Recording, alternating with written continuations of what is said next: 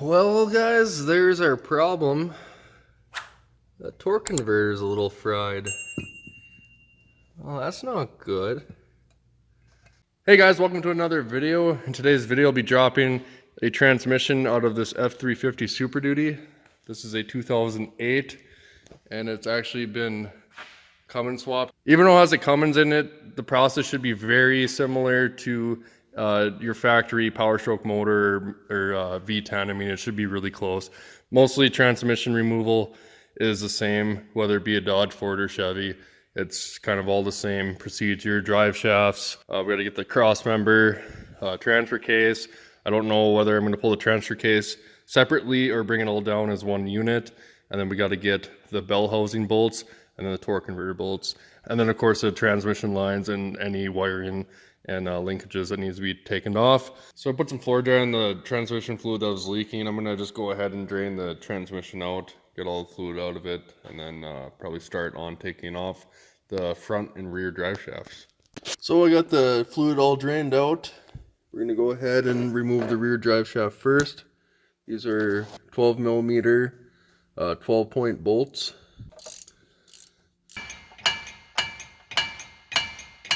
The shaft's just a little seized up, so I just threaded a bolt in there, and as you saw, I hit it. Come off.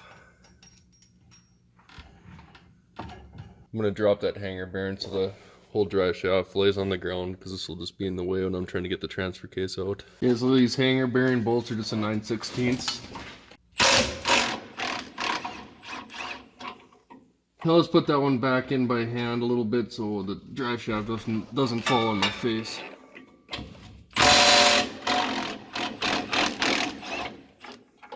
It's like that. That is a long drive shaft. Alright, so rear drive shaft's off, out of the way. We're going to go ahead and take the front drive shaft off. We got those 12 millimeter 12-point bolts right here, 4 of them. And then we got the clips up there. Those must be a 5/16 if I had to guess. So I'll take this guy off. I'm going to have to get a bar in there so when I'm loosening these up, the drive shaft isn't turning on me. Pretty simple stuff so far.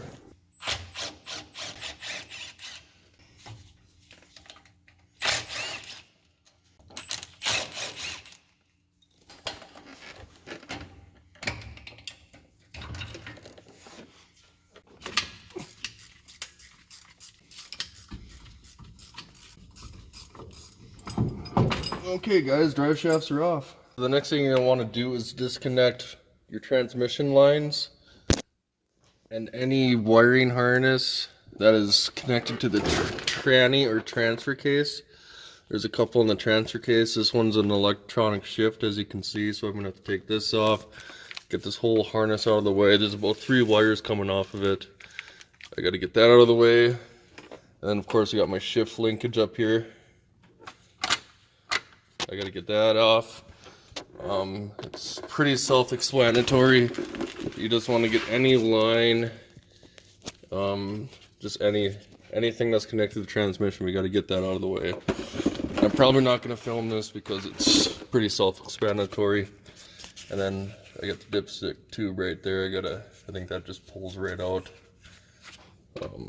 So pretty self-explanatory. We'll just get everything unhooked from the transmission and transfer case, and then we'll move on. And then as you can see, there's a shift linkage. It's got a bracket up there. That's got to come off. Don't forget about that. Just really double check everything and make sure you get everything off. And when you're pulling these tranny lines, there's still going to be fluid in it, so make sure you get a pan ready. Otherwise, it'll take a nice bath. Just want to show you this quick. It had me kind of confused for a second there. There's this square piece that goes over the transfer case and then comes on. I'm on the passenger side right now, right above the transmission pan. And in that, if you can see it, that hole right there, there's a little bolt right here. It is a 10 millimeter. And once you get that bolt out, this piece just pulls straight out, straight towards you, basically. So this piece I pulled out on the passenger side, that's actually main harness. You guys can see that. The light's kind of poor down here, apologize. Alright, so I got all my harnesses, my 2 transmission lines, and my shifting linkage off. I double checked everything. Everything is free. Just make sure you don't leave something on there. It'd be a pain in the ass to be low on your transmission, and then you got a harness that's hanging you up. It's not really fun. So we still got to get the torque converter bolts out.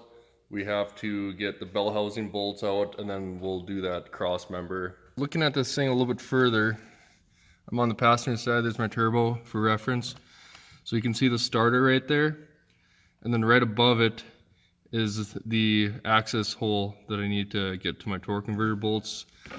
So I'm going to have to take that starter off so I can reach it. Good part is I might be able to see those bolts from up here, so I might be able to bar the motor over myself until I see the bolts. I don't see one right now, so, but yeah, that's what I gotta do. Guys, I got really lucky on that. I found it right away and I zipped it right off. You can see the starter split. I got that easy to get bolt just threaded in so the starter wouldn't fall. So we got that out. We'll get that out of the way and see if we can't get to those torque converter bolts.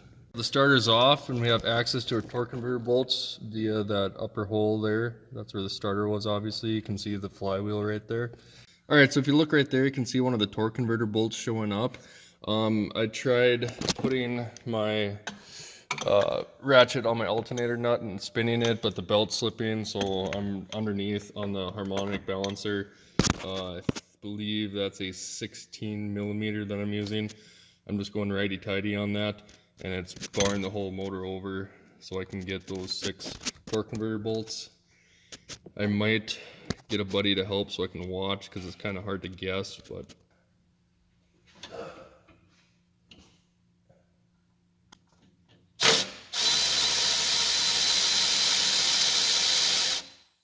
alright, so I got all of the torque converter nuts off. There was 8 total. I'm not sure how much there is like on an actual Powerstoke. And I know on Powerstrokes, I think the access point's a little different. This is kind of a Frankenstein deal. Had to use a dampener to rotate the motor over. I believe it was like a 16 millimeter. I just rotated it to the right. So the torque converter bolts are off. The only thing I have left to do is the bell housing bolts and cross member, and I'm not sure. I might just take that transfer case off separately if it's going to come easy.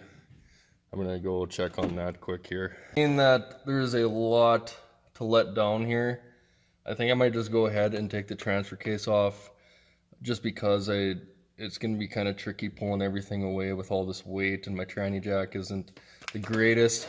I think that might be just easier for me. I'll just see how those bolts are going to come off. Maybe I'll be forced to take it off together, but it shouldn't be too tricky. I hope they're not seized up like they were on my Dodge. That gets to be a pain in the ass, but I'll kind of play with these bolts here and see if I can get it off. It's going to be way less weight to bring down. I suppose I could put a jack on the back, but I mean, it's a lot of messing around, and it's just me here.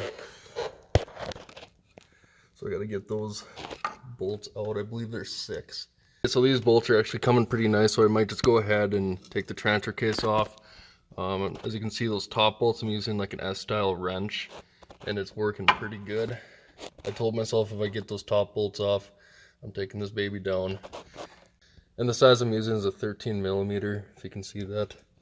And this S-wrench works awesome. Alright guys, so I have one more bolt I got to take out. As you can see, the transfer case is loose, and I think I'm just going to manhandle the sucker right to the ground. I've always done that in the past. You can use a jack if you want. It's probably recommended, but I've always just lifted them to the ground. It sucks.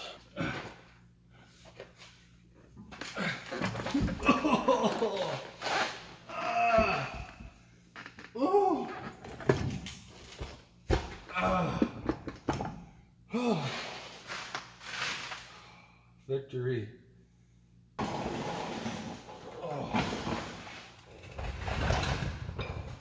Alright, so now we have to get our bell housing bolts out, and we have to get the cross member off. I'm going to start working on the bell housing bolts until maybe like the bottom two or something, and then maybe get my jack in place and start working on that cross member. We'll see how it goes here. So I got the bell housing bolts all out, and it was a pain in the ass, probably the toughest ones I've ever done. Now I'm going to take out this cross member, but before I do that, I want to put the jack underneath to support the weight of the transmission, because I just got two bell housing bolts holding it on the bottom there. So I'll take the jack, support the transmission, cross member out, take the last two bolts out, and we'll slide the transmission back and down, and we should be done.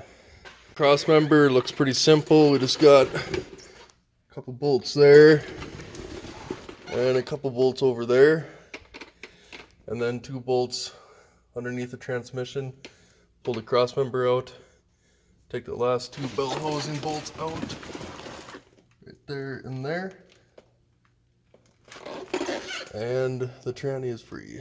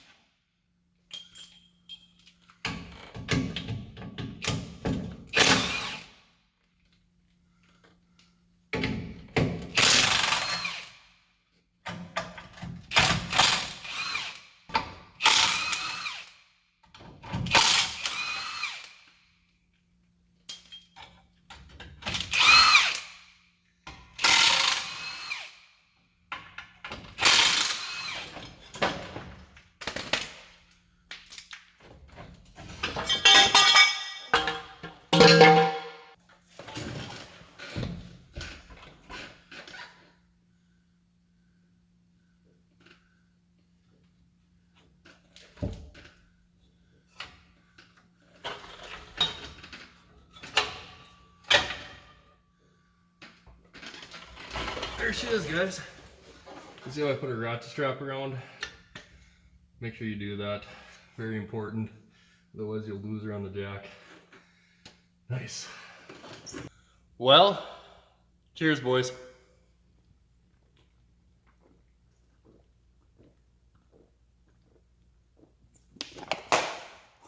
Well guys, thanks for watching this video. I hope it was informative. Like I said, obviously this pickup is Cummins swapped. So if you got a 6.4 or a gas F-250 or 350, whatever, it might be a little different, but kind of the same concept. So after this, I don't really know what's next. I suppose motor swap. I got a P-pumped 12 valve that I might throw in and sell this one. And as far as the transmission, I don't know if I really want to run the 5R 110 just because I hear it was a nightmare to tune. I really don't know what I'm going to do yet. Might sell that. Maybe it's worth looking into. Maybe somebody can tune it right. I really don't know what I'm going to do right now. I'm still kind of think about that. So let me know in the comments what you guys think I should do as far as, I mean, keep the VE pump or should I do a P pump? I mean, the power I want to push with this thing, I'm not really sure. It'd be really nice to have the potential of the P pump, but then again, the VE pump gets good mileage and you can make around 450 if you get it tuned right. And it starts a little better than winter, especially up here in North Dakota. We get really cold winters. So maybe that's the way to go. Maybe leave that motor and do like a 47 RH, or I really don't know what I'm gonna do yet. I'm gonna keep thinking about that here, take a break, because if I do the 47 RH, I have a donor, I gotta pull another trans right away. Anyway guys, make sure to subscribe to my channel to see the progress of this Cummins. So thanks guys, we'll catch you next time.